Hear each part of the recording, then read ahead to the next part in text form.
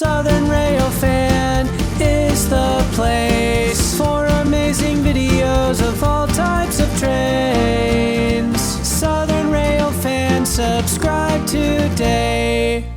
Okay, I was going to use community updates to, or community posts to update the situation on Mark Nichols' Hobo Shoestring. That doesn't seem to get as much information out or as much notice as the videos do, so I'm doing one more video, and this is giving everyone out there an opportunity to help with what's going on. And the latest updates and the latest information, I'll go all the way back from the beginning so we can clarify if there's any questions about anything that you may have. Mark was in the emergency room complaining of sleep deprivation and hallucinations. He came from the emergency room back to his apartment. A neighbor's ring, bell, camera, whatever that thing is called, actually captured him coming into his apartment. When the family got there to investigate, all the doors were locked from the inside except the patio door on the rear. All his personal belongings, his rollout pack, his 5-gallon bucket, his ID was all there in the apartment. And most importantly, his hat was there. Now, Mark is about hats like I am. You don't go outside without cover on, unless you don't mean to be outside for very long. We have searched catch-outs and known camps, and possibly we checked some places that were not his camps. From Johnson City, Tennessee, south on the CSX, the Johnson City, Tri-City area, southwest on Norfolk Southern.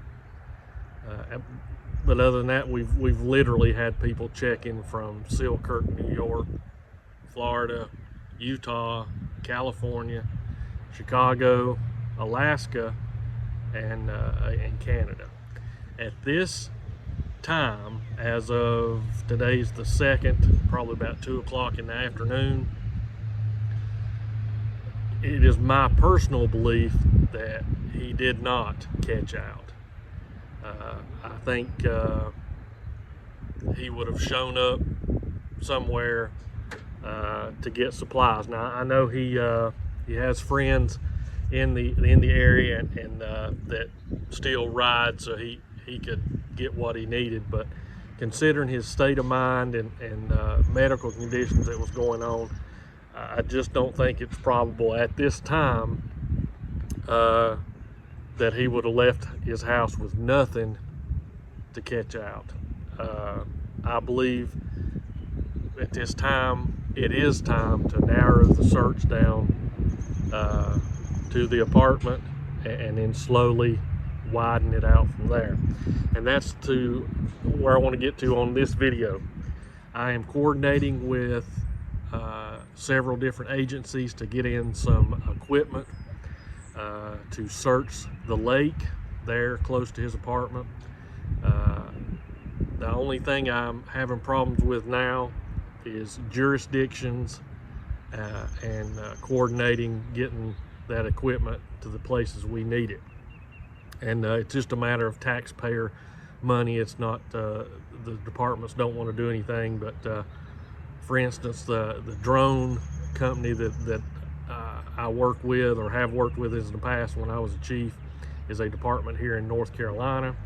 And it's not like I can just go get those guys and we pack up and go to Johnson City. You don't want to come in on another department's jurisdiction.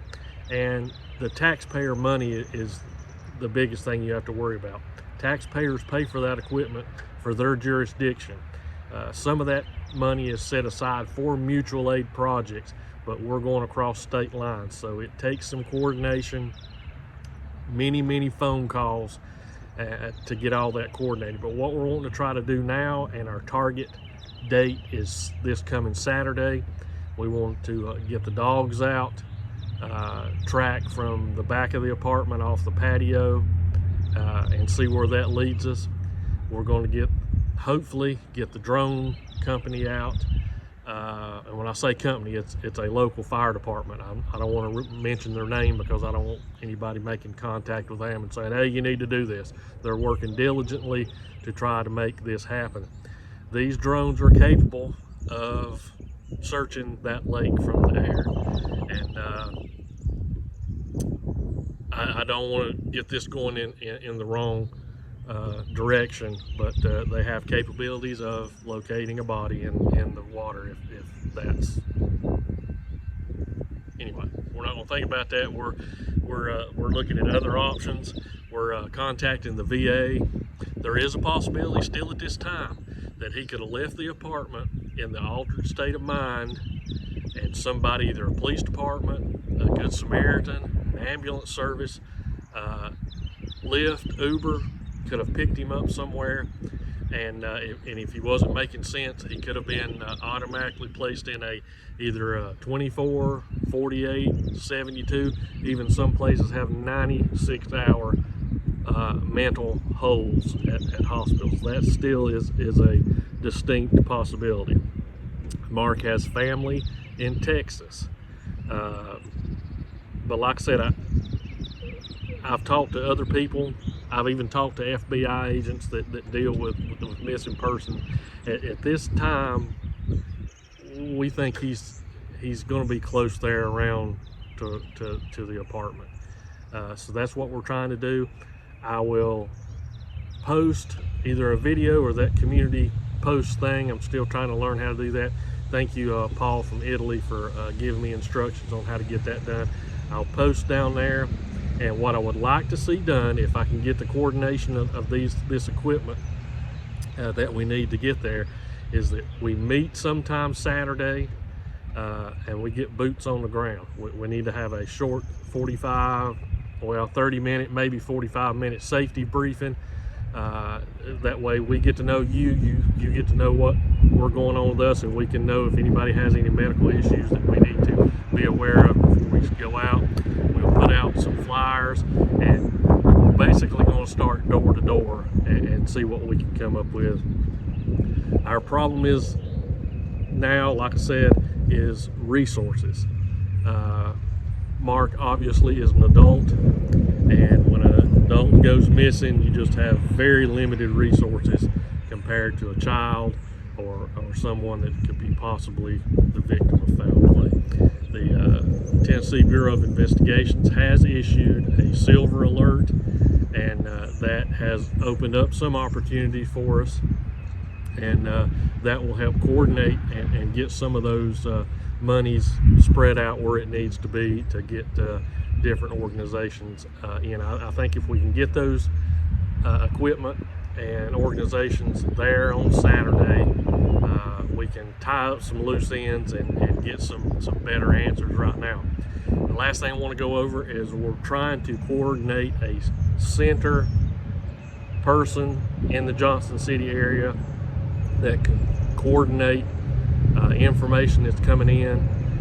Right now we're still, I'm getting in information, I'm getting phone calls and emails and comments on the videos that I've absolutely lost the ability to keep up with. So if you have made a comment on the video, I've got Mrs. Southern Rail Fan looking through those too. I will reply to all of them. It's just been overwhelming, and then I've been on the phone during the day trying to get everything coordinated to get with a meetup on Saturday. I'll let you know everything that's going on as quickly as I can. But as far as updates, there is no new information. I just want to clarify some information. Personally, I just don't think he would have left in the right mind and caught out. I think he's going to be found close to home out there, and still keep with your prayers, and I'll keep in touch with you, and let's get him found. Right, thank you guys, and I'll talk to you later.